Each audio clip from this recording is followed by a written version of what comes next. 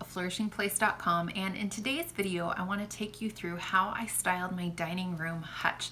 And I have 5 simple tips if you're also looking to style a hutch in your home. Before we get started, like I said, my name is Betsy. I have a wonderful husband and 2 wonderful children, and we live in a home that is about 1,000 square feet.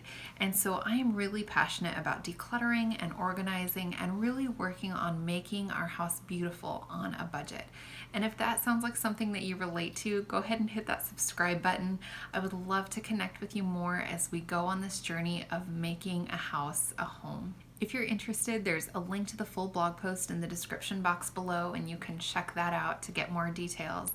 But this hutch came to us about 4.5 years ago. We found it actually on Craigslist, and it is a beast. It is, I think, the heaviest piece of furniture that we own, but I love this thing. It is just so beautiful, and it has the character that I like, and it has just been such fun to decorate with. We basically use it as an extension of our kitchen, and so the drawers and the cupboards are filled with extra things that I don't necessarily use on a daily basis, but that I do need access to on a fairly regular basis. And so we're talking china, serving platters, tablecloths, linens, that sort of thing. So it has been great extra storage for that. I've experimented with styling it a bunch of different ways, and at Christmas I really enjoy using a bunch of greenery and doing fairy lights and that kind of thing. But the way that I have had it styled recently, I had put a bunch of books in there, and I had thought it would give it kind of a cozy, homey feel, but it actually ended up looking really cluttered, and I didn't like it at all. And I noticed that the hutch was kind of becoming a landing place for clutter as well. Which I was not thrilled about. And so I decided to wipe the slate clean and try something fresh. I was really inspired when I was looking around for ideas by Miss Mustard Seed. She had done a styling of a hutch on Pinterest, and I really looked at that and thought, that is beautiful. That's like what I want to go for. And in looking at those pictures, I immediately thought of the china that I owned, which is the Lenox French Pearl china. It is so beautiful. I was not originally going to register for china for our wedding, but this stuff won me over. It is so gorgeous, and I do not regret registering for it one bit. I have the classic beaded and grooved patterns, all 3 of those patterns kind of mixed among the different pieces that I own. So this backstory kind of leads me to tip number 1, which is decide the look that you're going for. Are you decorating for a particular season? Are you trying to go for a certain color palette? Or are you trying to achieve a certain style, like Farmhouse style or something like that?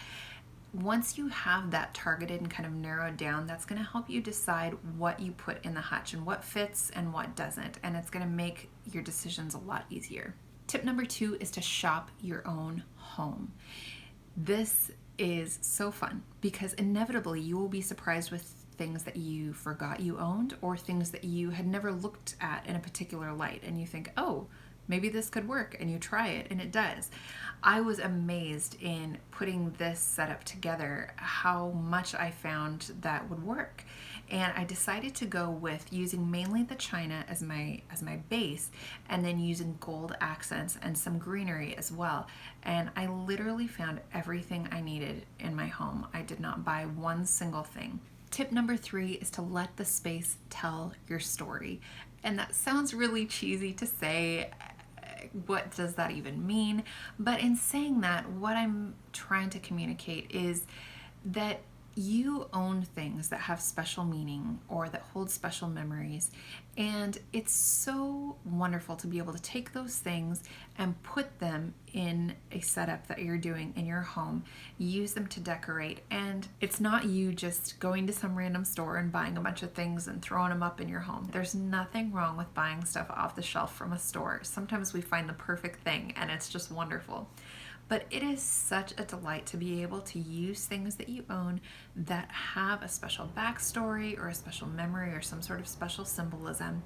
On this hutch, on the top shelf, I have a candle that was given to me by my mother-in-law that came in a gold container, so that worked perfectly. On the second shelf, we have gold dipped candles that were made for us and given to us by my brother-in-law and sister-in-law, and we love those. And then on the third shelf, I have greenery that actually came from a bridesmaid bouquet that I carried in my sister-in-law's wedding.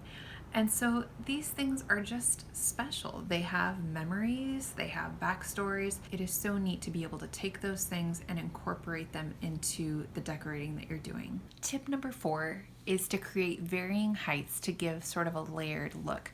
So you'll notice in the setup I was doing here, I did plates of varying sizes, all kind of mixed together, large bowls, small bowls, and different kind of stacked at different heights. And all of that is just kind of to give it a little bit more texture and a little bit of a layered look and to just add some interest. And so try that as you're styling your hutch and see what you think. Tip number 5, and if you take nothing else away from this video, take this. Tip number 5 is to keep moving things around until you like it. I think oftentimes as beginner decorators, and I would definitely put myself in that category, we tend to throw everything up there and we look at it and we look back at our inspiration picture from Pinterest and we go, oh, this looks horrible. Okay, this is stupid, I give up. And we just can't do that. You'll hear professional decorators and interior designers say that they will arrange stuff and rearrange stuff and rearrange stuff until they find a setup that works. And so I think it's really important to take a note from that, that we keep trying stuff, keep fiddling with it, keep moving it around until we figure out something that we like. It's very possible to get to an arrangement that you like, but I think oftentimes it takes patience and it takes perseverance to get there. Anyhow, those are my 5 tips. I hope they were helpful. I hope they encourage you if you are working on styling a hutch in your home. And if you like this video, please give it a big thumbs up and hit that subscribe button. I make videos on this channel all about decluttering, organizing, and creating beauty in your home.